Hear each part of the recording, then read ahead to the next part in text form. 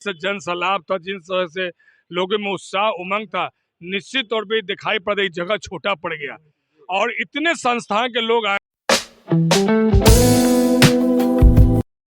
अभी अभी यहाँ पे जिस तरीके से मोहन यादव ने यहाँ पे आप देख सकते हैं आए जो एमपी के मुख्यमंत्री हैं वो आकर के यहाँ पे आज एसके मेमोरियल हॉल में कार्यक्रम को संबोधित किए। सबसे पहले सर आज का कार्यक्रम कैसा रहा? भाई आप लोग तो मीडिया कर्मी है, 14 स्तंभ में आप देख रहे हैं जिस तरह से जन सलाब था, जिस तरह से लोगों में उत्साह उमंग था, निश्चित तौर पे दिखाई पड़ रही जगह छोटा पड़ गया और इतने संस्थान के लोग आए। ये कोई पॉलिटिकल कार्यक्रम नहीं था, ये शुद्ध रूप से एक आत्मीय कार्यक्रम था जिसमें मोहन यादव जी का अभिनंदन करके यादव समाज, जदुवंशी समाज के विभिन्न संस्थाओं के लोग अपार जन समूह के साथ यहाँ पर अभिनंदन किया और उन्होंने भाव विभोर होते हुए कहा कि जननी जानकी माता की भूमि पर मैं प्रकाश और तपो की भूमि है, ज्ञान की धरती जहाँ गोविंद नानक बुद्ध महावीर ने जन्म लिया।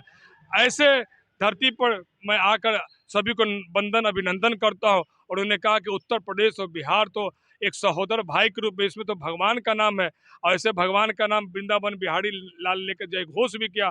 उन्होंने कहा कि मैं यशस्वी प्रधानमंत्री के प्रति शुक्रगुजार हूँ कि जिस तरह वो गरीब को समझा है, उन्होंने संवेदना और पीड़ा को समझा कि उनकी माँ खुद झाड़ू पोछा करती थी और स्वयं चाय पिलाते थे। आज ऐसा ही गरीब का बेटा मोहन यादव को यहाँ पे स्थापित किया है, भेजा स्वागत अभिनंदन के लिए। उन्होंने कहा कि आज सिर्फ बड़े बड़े भाषण देने की जरूरत नहीं है, आज जो राम और कृष्ण का जो चेतना है, विचार, उसको आत्मसात करने की जरूरी है। नए लोगों को, नए युवाओं में राम और कृष्ण को पढ़ना चाहिए, उनके विचारों को आत्मसात करते हुए मैंने ये भी सीख लिया कि जिस हिसाब से शिक्षा नीति लाई गई है, मैं शपथ लेते के साथ सबसे बड़े उस शिक्षा नीति को उत्तर प्रदेश में लागू किया और मैं कहूँगा कि यहाँ भी इस तरह की शिक्षा नीति लागू होनी चाहिए। और जो लोग लोकतंत्र से खिलवाड़ कर रहे हैं, जो लोकतंत्र में अधर्म ला रहे हैं, जो लोकतंत्र को धर्म की हानि पहुंचा रहे हैं, ऐसे हानि पहुंचाने के लिए बार बार कृष्ण जन्म लेते रहेंगे। और उसी कृष्ण के रूप में जो यशस्वी प्रधानमंत्री हैं, हमें संदेश वाहक के रूप में यहाँ पर बिहार में भेजा है।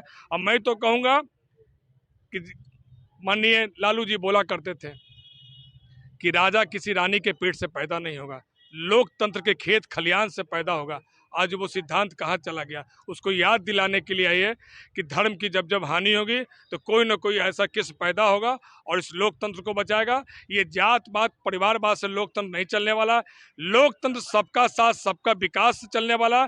और सबसे बड़ी बात है कि जन सलाह में एक लोगों का आंख में पड़ रहा था, लोगों के अंदर एक विश्वास आया कि अंतिम पावदान पर बैठा हुआ भी कार्यकर्ता मुख्यमंत्री बन सकता है, अध्यक्ष बन सकता है। ऐसे गरीब का बेटा जो अंतिम पावदान पर डॉक्टर मोहन बैठा हुआ था, उसको मुख्यमंत्री बनाकर लोकतंत्र को मजबूती बनाए, ये संदेश देने के लिए आए हैं। अच्छा, एक बात बताइए, जिस दल को या जिस व्यक्ति को आप लोकतंत्र को हानि पहुंचाने की बात कर रहे हैं वो है कौन? वो सब लोग जाना यहाँ पर है, जो लोकतंत्र में आरजेडी के लोग, जदयू के लोग हैं, कभी इधर कभी उधर, कभी पलटू चाचा, कभी ऐसे परिवारवाद, जातवाद, सब लोग हैं। आप जदयू की बात कर रहे हैं सर, जदयू के साथ तो एनडीए लगभग 15 सालों तक सरकार सत्ता बिहार में चलाई है। जब साथ रहेगा तो मैं आपको स्वीकार करूंगा, जब साथ नहीं रहेगा तो जनता आपको हटा देगी। ये तो जनता तय करती है, हम और आप तय करने वाले कौन होते हैं। अच्छा, एक बात और बताइए, ये जो आज का ये आयोजन रहा, इस आयोजन से राजनीतिक समीकरण क्या बन सकता है आगे? राजनीतिक समीकरण में सीधा सीधा संदेश ये दिया गया है कि परिवारवाद, जातवाद नहीं चलेगा।